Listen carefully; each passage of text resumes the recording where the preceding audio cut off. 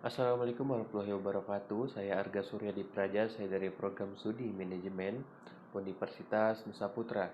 Saya di sini akan membahas sedikit mengenai materi pada tugas video minggu keempat tentang konsep return dan risiko investasi.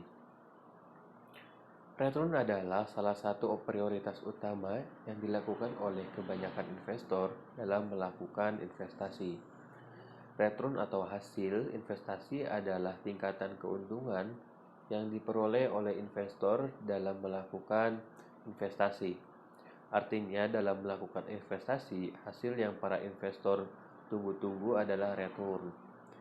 Kemudian Eduardus de Lilin mengartikan pengembalian investasi ini sebagai salah satu faktor yang mendorong interaksi para investor dan juga sebagai imbalan atas adanya rasa keberanian investor dalam menanggung setiap risiko investasi yang sudah dilakukannya. Kemudian ada komponen utama dalam return. Terdapat dua komponen pengembalian investasi, yaitu yield dan juga capital gain. Yield adalah persentase kas yang diterima oleh pihak investor secara periodik pada suatu investasi. Contoh sederhana dari yield ini adalah bunga deposit, bunga obligasi, dividen, dan lain-lain. Capital gain adalah keuntungan yang akan didapatkan oleh investor dari selisih nilai investasi pada saat ini dengan nilai investasi yang ditanamkan pada harga periode yang lalu. Kemudian jenis-jenis return. Terdapat dua jenis return yang banyak diketahui para investor, yaitu return realisasi dan return ekspektasi. Return realisasi atau realized return adalah bentuk pengembalian yang sudah terjadi. Kemudian return ekspektasi adalah bentuk pengembalian yang diharapkan bisa diperoleh oleh investor di masa depan. Kemudian seseorang investor sebenarnya tidak hanya harus sekedar memperhatikan nilai returnnya saja, namun juga harus memperhitungkan dan mempertimbangkan tingkat resikonya.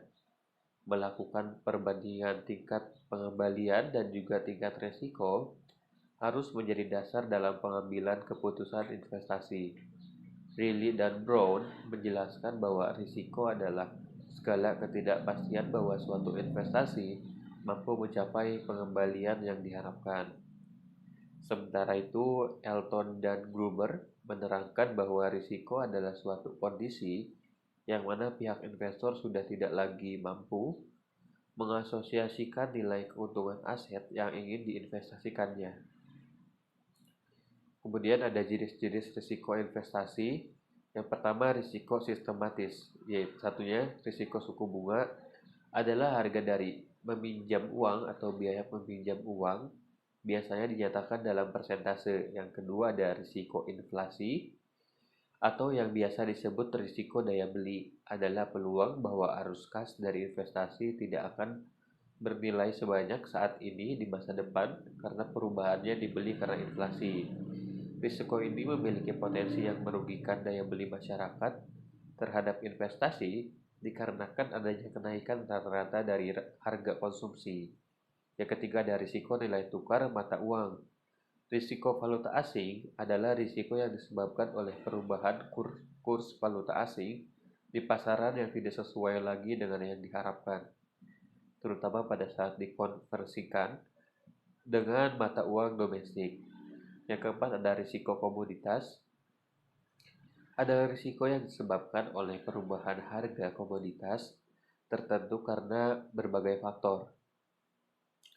Kemudian ada risiko tidak sistematis atau bisa disebut unsystematic. Yang pertama risiko likuiditas. Risiko ini adalah risiko yang muncul akibat kesulitan menyediakan uang dalam jangka waktu tertentu. Yang kedua ada risiko reinvestment. Risiko ini merupakan risiko yang terjadi pada penghasilan dari suatu aset keuangan yang mengharuskan perusahaan untuk melakukan aktivitas reinvest. Yang ketiga ada risiko finansial. Risiko ini terkait dengan struktur pendanaan yang dilakukan sebuah perusahaan. Yang keempat ada risiko bisnis. Risiko ini biasanya berkaitan dengan bisnis perusahaan tersebut. Biasanya perusahaan dalam satu sektor dengan bisnis yang sama dianggap punya risiko yang sama.